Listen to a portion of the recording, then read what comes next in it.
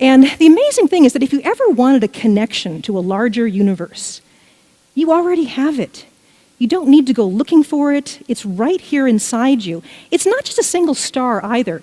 The sun has been around the galaxy about 20 times since our star formed. And that means that we've swept up material from stars clear across the galaxy. Stars that are hundreds of thousands of light years away when they died, we've been through their clouds, their material is in us today.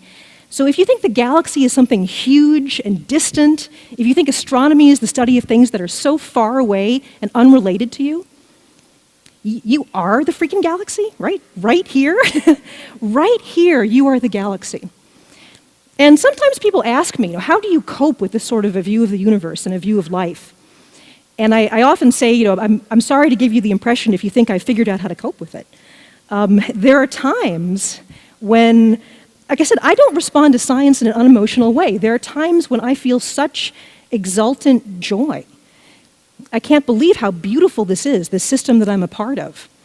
And there are other times where I have these dark nights of the soul and I hide under the covers and cry